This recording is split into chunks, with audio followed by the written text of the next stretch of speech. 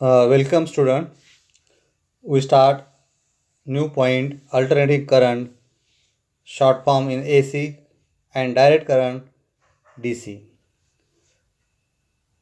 विद्यार्थी मित्रो, आज आपण या ठिकाणी प्रत्यावर्ती धारा व दिष्ट धारा या ठिकाणी आपण पाहणार आहोत. आतापर्यंत आपण विद्युत घटाकडून येणाऱ्या परिपथातून वाहणाऱ्या व पुन्हा घटाकडे जाणाऱ्या अशा एका दिशेने वाहणाऱ्या अदोलनामय विद्युत धारेशी परिचित झालेलो आहोत. So far we have learned about a non-oscillatory current flowing in one direction in a circuit from the cell to cell. Such a current is called a direct current DC, as against a current changing in magnitude and direction after equal interval of times, which is called alternating current AC. बघा, या ठिकाणी आता आपण एका दिशेने वाहणाऱ्या अदोलनामय विद्युतधारेशी परिचित झालेलो आहोत. अशा विद्युतधारेस डायरेक्ट करंट DC म्हणजे दिष्ट धारा असं आपण या ठिकाणी म्हणतो. या उलट ज्या विद्युतधारेचे परिमाण आणि दिशा ठराविक समान कालावधीनंतर बदलते त्यास प्रत्यावर्ती धारा असं आपण त्या ठिकाणी म्हणायचं. तर बघा, या ठिकाणी AC करंट आणि DC करंटच्या दोन आकृत्या या ठिकाणी दाखवलेल्या आहेत. AC करंट आणि DC करंट. पहिली आकृती जी आहे DC करंटची आहे. DC म्हणजे डायरेक्ट करंट. दुसरी आकृती आहे AC करंटची म्हणजे अल्टरनेटिंग करंट. तर बघा, या ठिकाणी अल्टरनेटिंग करंट आणि डायरेक्ट करंट याच्या दोन आकृत्या या ठिकाणी दाखवलेल्या आहेत.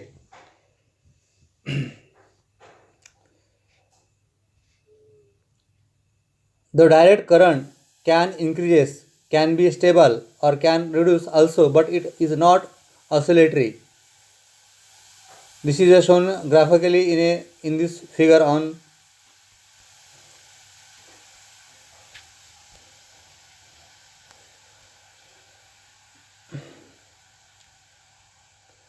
बघा, या ठिकाणी दिष्ट धारा जी आहे ही धारा वाढू शकते.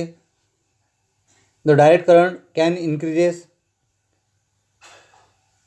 स्थिर असू शकते, can be stable किंवा कमी होऊ शकते, can be reduce also, but it is not oscillatory, परंतु ती दोलनामय नसते. तर ती आपल्याला या ठिकाणी या ग्राफ जे आहे आलेख जे आहे 4.19 ही जी आकृती आहे आपल्याला स्क्रीनवर आपण पाहतोय त्या आकृतीमध्ये दाखवलेली आहे.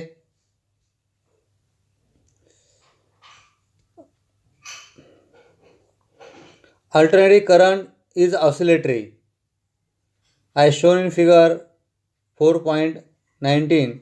It increases to maximum, then reduce to zero and increase to maximum in the other direction and again reduce to zero.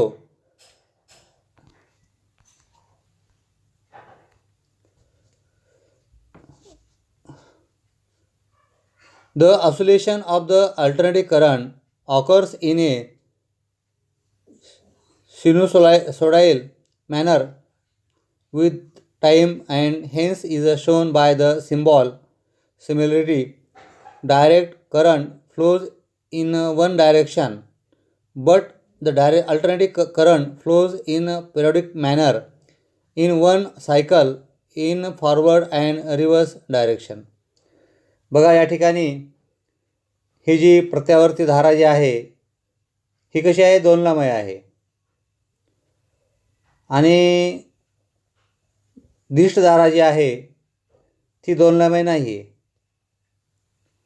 आलेखात दर्शवल्याप्रमाणे प्रत्यावर्ती धारा आलेखात दर्शवल्याप्रमाणे ती एका दिशेने कमाल मर्यादेपर्यंत वाढते. त्यानंतर त्या ठिकाणी या ठिकाणी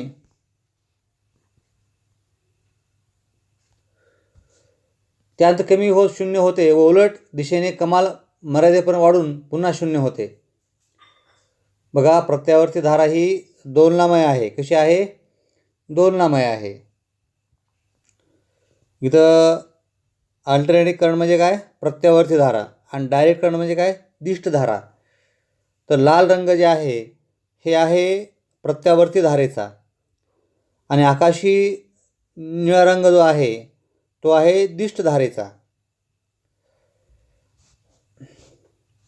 प्रत्यावर्ती धारा ही दोलनामय धारा आहे. आलेखात दर्शवल्याप्रमाणे ती एका दिशेने कमाल मर्यादेपर्यंत वाढते, त्यानंतर कमी होत शून्य होते व पुन्हा उलट दिशेने कमाल मर्यादेपर्यंत वाढून पुन्हा शून्य होते.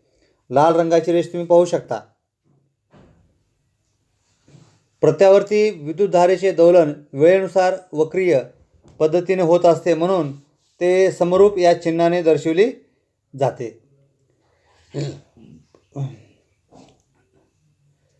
दिष्ट धारा जी आहे एका दिशेने वाहते, परंतु प्रत्यावर्ती धारा आवृत्ती पद्धतीने एका चक्रात सुलट व उलट दिशेने वाहते. दिष्ट धारा जी आहे एका दिशेने वाहते, परंतु प्रत्यावर्ती म्हणजे अल्टरनेटिंग करंट जे आहे ती आवृत्ती पद्धतीने, आवृत्ती म्हणजे वारंवार एका चक्रात सुलट उलट उलट सुलट सुलट उलट असं त्या ठिकाणी होत राहते.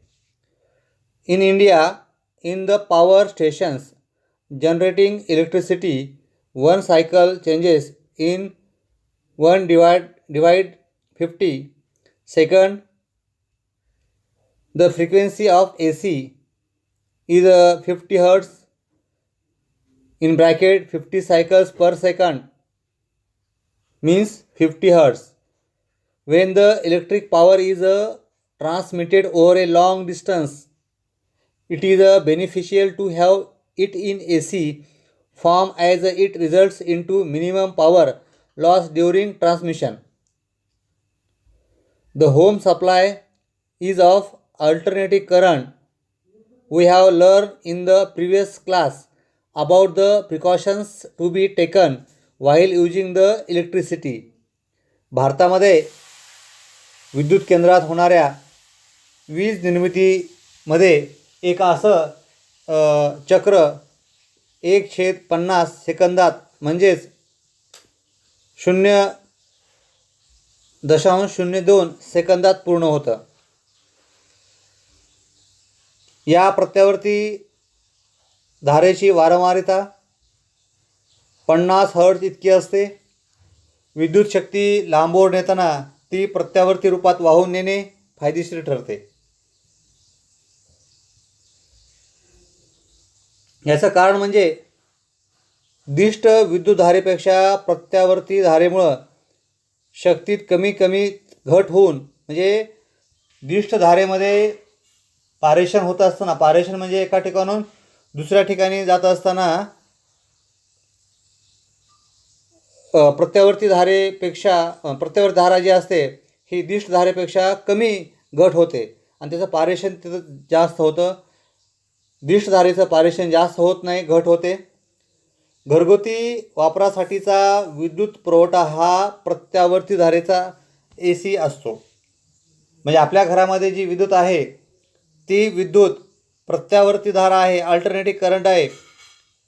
वीज वापरताना घ्यावयाच्या खबरदारीविषयी माहिती आपण पाठीमागच्या वर्गामध्ये आपण शिकलेलो आहोत. तर आता तुम्हाला दिष्ट धारा आणि प्रत्यावर्ती धारा, डायरेक्ट करंट DC आणि अल्टरनेटिंग करंट AC म्हणजे काय आपण या ठिकाणी समजून घेतलेलं आहे.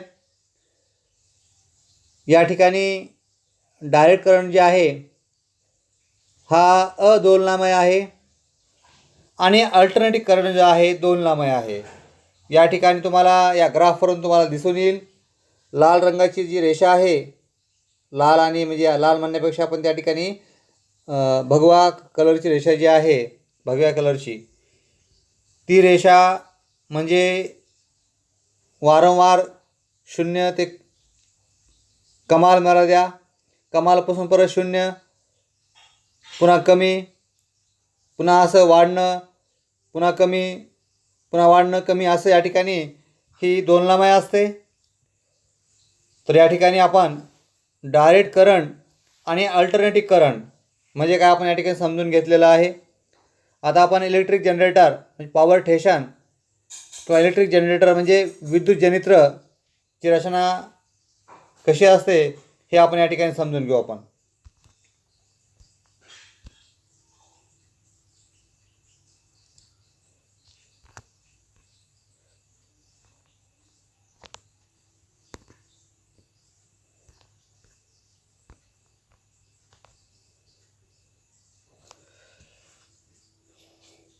We have seen the experiments based on electromagnetic induction. The current produced in these experiments was of very small magnitude, but the same principle can be harnessed for the use of mankind to produce large current. Hence, mechanical energy is used to rotate the current carrying coil in a magnetic field around an axle, thereby producing electricity. बघा, विद्युत चुंबकीय प्रवर्तनावर आधारित आपण पाठीमागच्या तासिकेमध्ये त्याचे काही प्रयोग आपण या ठिकाणी समजून घेतलेले आहेत. त्यात निर्माण होणाऱ्या विद्युतधारेचे परिमाण अल्प होते. म्हणजे विद्युत चुंबकीय प्रवर्तन जे आहे ह्याच्यामध्ये जे विद्युत तयार होते ती खूप कमी असते. परंतु हे तत्त्व मानवाच्या वापरासाठी मोठी विद्युतधारा निर्माण करण्यासाठी वापरता येते. येथे यांत्रिक ऊर्जेचा वापर विद्युतवाहक कुंडल त्याच्या आसाभोवती चुंबकीय क्षेत्रात फिरवण्यासाठीही व त्याद्वारे वीज निर्मितीसाठी केला जातो. तर या ठिकाणी हा जो इलेक्ट्रिक जनरेटर जे आहे याच्यामध्ये कोणकोणते भाग आहेत ते आपण आता या ठिकाणी आपण समजून घेऊ आपण. या ठिकाणी show on a figure on a mobile screen copper wire coil ABCD. बघा, ABCD तांब्याची तार kept between the E2 pole piece of a magnet. बघा, या ठिकाणी ही जी कॉईल जी आहे ही दोन ध्रुवामध्ये ठेवलेली आहे. The two ends of the coil are connected to the conducting rings R1 and R2 via carbon brushes. Both the rings are fixed to axle, but there is a resistive coating in between the ring and the axle. The axle is rotated with the help of machine from outside. Because of this, the coil ABCD start rotating. The stationary carbon brushes B1 and B2 see on a mobile screen are connected to a galvanometer which shows the direction of current in the circuit. Upon rotating the axle, the branch AB goes up and the branch CD goes down.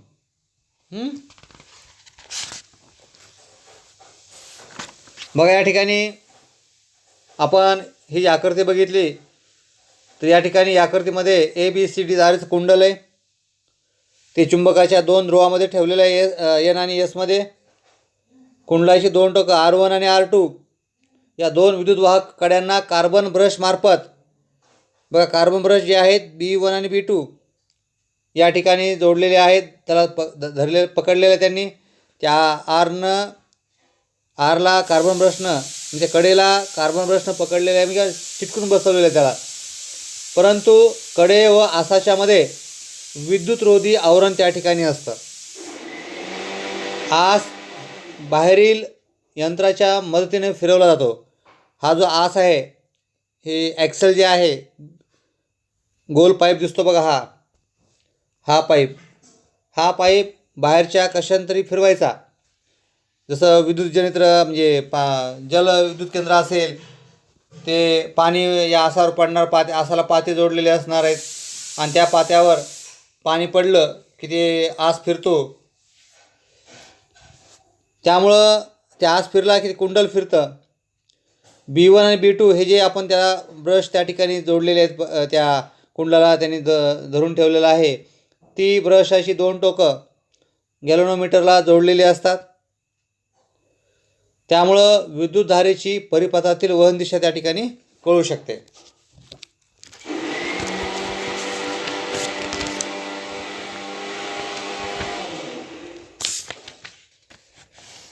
According to Fleming right hand rule, electric current is produced in a branches A, B and C, D in the direction A to B and C to D. Thus the current flows in the direction A, B, C and D. बघा या ठिकाणी आस फिरवल्यानंतर त्या ठिकाणी बघा ते आपण म्हणजे आपण या ठिकाणी म्हटलेलं आहे किंवा ज्यावेळेस त्या ठिकाणी काय होईल, upon rotating the axle the branch A B goes up and the branch C D goes down. बघा आस फिरवल्यानंतर ए बी शाखा वर जाते व सी डी खाली येते. म्हणजे या ठिकाणी ए बी सी डी हे कुंडल जे आहे घड्याळाच्या काट्याच्या दिशेत काय होतं, फिरू लागतं. According to Fleming right hand rule, फ्लेमिंगच्या उजव्या हाताच्या नियमानुसार ए बी व सी डी या शाखामध्ये प्रवर्तनाने विद्युतधारा निर्माण होते. ए बीची शाखा आणि सी डीची शाखा विद्युत प्रवर्तन त्या ठिकाणी होतं. ते ए ते बी व सी ते डी अशा तऱ्हेने जातं. अशा रीतीनं ए ते बी, बी ते सी आणि सी ते डी अशी विद्युतधारा त्या ठिकाणी वाहू लागते. तर या ठिकाणी पुढील परिपथात बी टूकडून गॅल्व्हनोमीटरमधून बी वनकडे अशी विद्युतधारा वाहते. जर ए बी सी डी या कुंडलाऐवजी अनेक वेळे असलेले कुंडल वापरले तर अनेक पटीने त्या ठिकाणी विद्युतधारा निर्माण होऊ शकते.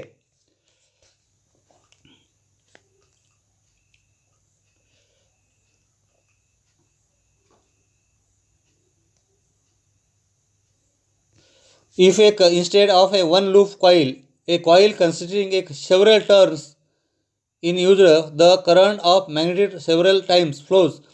After half rotation, the branch AB takes the place of branch CD and the branch CD takes the position of the branch AB. Therefore, the induced current goes to D, to C, to B, to A.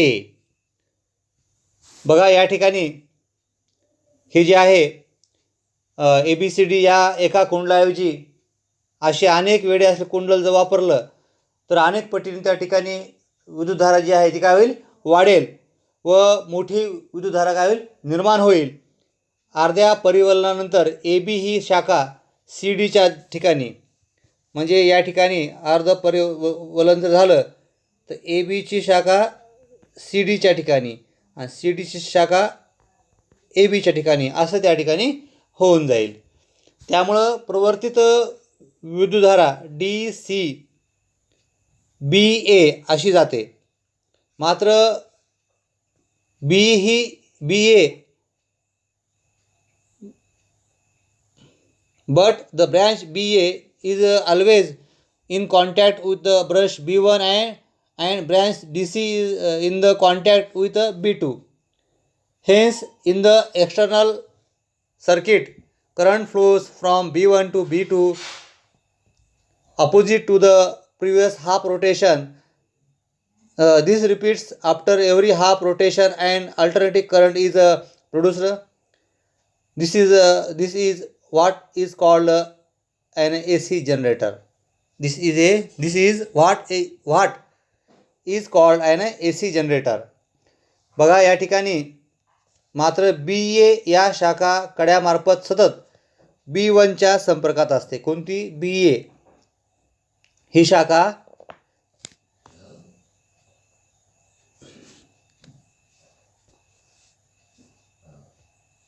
बघा बी ए ही शाखा जी आहे ही शाखा बी ए इथं पहा बी ए ही शाखा ह्या बी वनच्या सारखी संपर्कात असते व डी सी शाखा जी आहे ही डी सी शाखा जी आहे ही बी टूच्या संपर्कात सतत असते. त्यामुळं बाहेरील परिपथात विद्युतधारा बी वन कडून B2 कडे म्हणजेच आधीच्या अर्ध परिवलनाच्या उलट दिशेने वाहते. प्रत्येक अर्ध परिवलन जे आहे हे घडतं. म्हणजे ज्यावेळेस हे पूर्ण असं फिरतं असं, त्यावेळेस ही बाजू CD बाजू ABच्या ठिकाणी आणि ABची बाजू CDच्या ठिकाणी येते. त्यावेळेस हे चक्र उलटं त्या ठिकाणी होतं. प्रत्येक अर्ध परिवलनानंतर हे घडतं व प्रत्यावर्ती धारा निर्माण होतं. हेच प्रत्यावर्ती धारा म्हणजेच काय AC जनरेटर आपण असं त्या ठिकाणी म्हणू शकतो. दुसरं DC जनरेटर जे आहे हे कसं बनवायचं. The DC does not change the direction in the external circuit. या ठिकाणी DC जनरेटर जे आहे हे डायरेक्शन बदलत नाही. To achieve this a split ring is fixed on the axle like a split ring used in electric motor. Because of this arrangement, the branch of this coil going upward is always in contact with the one brush and the branch going downward is always in contact with the other brush. Hence the current flows in one direction in the external circuit. This is why this generator is called as a DC generator. बघा, दिष्ट विद्युतधारा जी आहे ही बाहेरील परिपथामध्ये दिशा बदलत नाही. The DC does not change direction in the external circuit. त्यासाठी विद्युत चरित्रासाठी जसे दुभंगलेकडे असते, दुभंगलेल म्हणजे हे असं. आता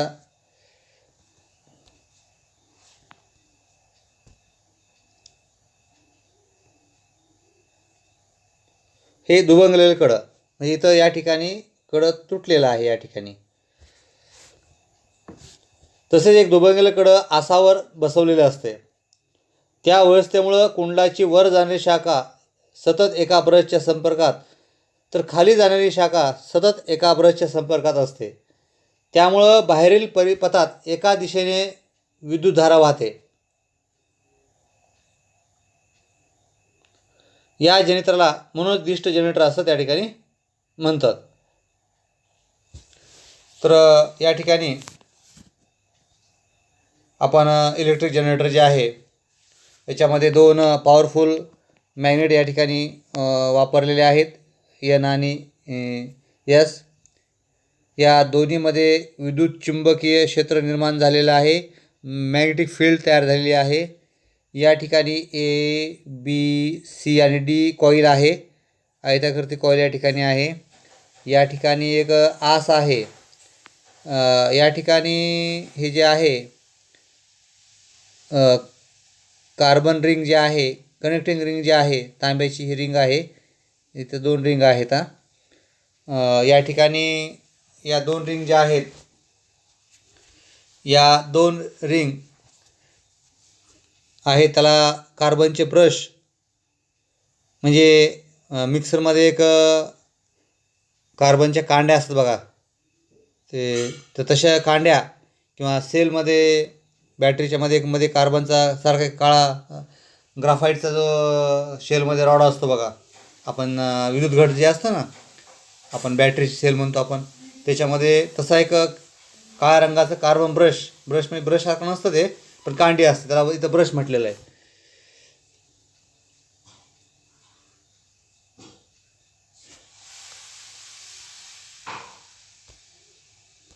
तर या ठिकाणी हे जे कंडक्टिंग रिंग ज्या आहेत ह्या गोलाकार आहेत आणि त्या रिंगला चिटकून ब्रश त्या ठिकाणी जोडलेले आहेत, म्हणजे स्पर्श करून असतात ते त्या रिंगला. आणि या ठिकाणी खाली गॅल्व्हनोमीटर जोडलेला आहे, खाली या ठिकाणी गॅल्व्हनोमीटर जोडलेलं आहे. हे जे ABCD जे आहे, AB ही कॉईल जी आहे, या ठिकाणची कॉईल जी आहे ही कॉईल वेगाने फिरवली जाते. या आसाला फिरवलं या की आसाला फिरवल्यानंतर त्या ठिकाणी कॉईल फिरते आणि कॉईल फिरलं की त्या ठिकाणी इलेक्ट्रॉनचं वहन सुरू होतं. चुंबकीय क्षेत्रामध्ये ही कॉईल फिरवायची. तांब्याच्या तारेचं वेटोळ्याची संख्या वाढवली की मोठ्या प्रमाणामध्ये विद्युतधारा वाहू लागते आणि त्या ठिकाणी करंट तयार होतो, विद्युत तयार होते. या ॲक्सेलला बाहेरच्या कशाच्या तरी मदतीनं वेगानं फिरवायचं. वेगानं फिरलं की त्या ठिकाणी विद्युत तयार होते.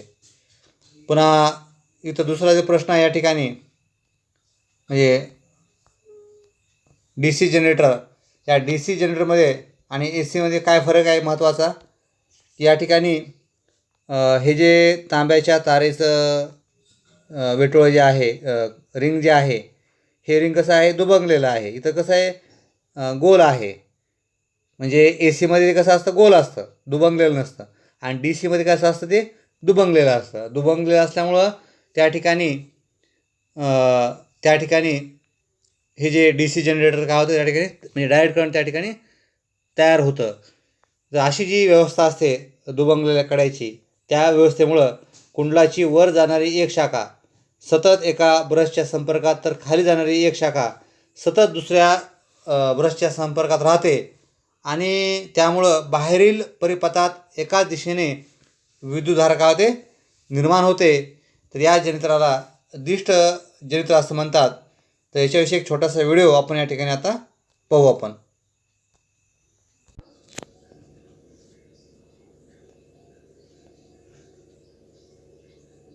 Do you know how an electric generator works? Electric generator converts mechanical energy to electrical energy. An electric generator, as shown, consists of a rotating rectangular coil ABCD placed between the two poles of the permanent magnets.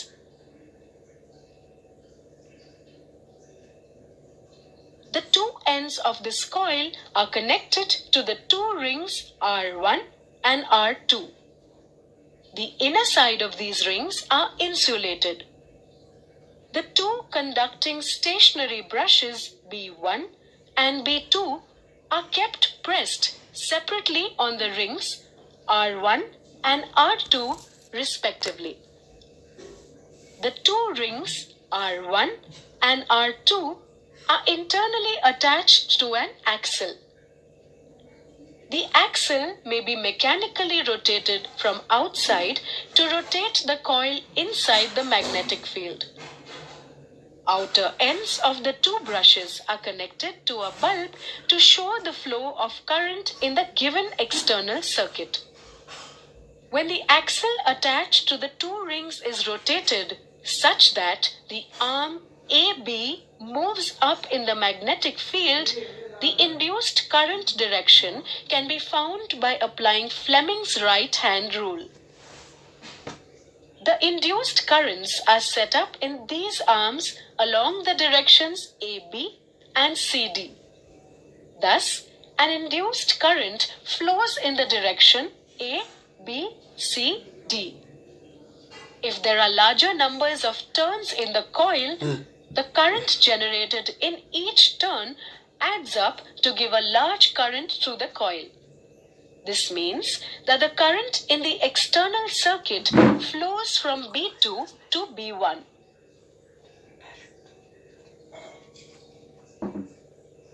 After half a rotation, arm CD starts moving up and AB moving down. As a result, the directions of the induced currents in both the arms change, giving rise to the net induced current in the direction D, C, B, A. The current in the external circuit now flows from B1 to B2. Thus, after every half rotation, the polarity of the current in the respective arms changes. Such a current, which changes direction after equal intervals of time, is called an alternating current, abbreviated as AC. This device is called an AC generator.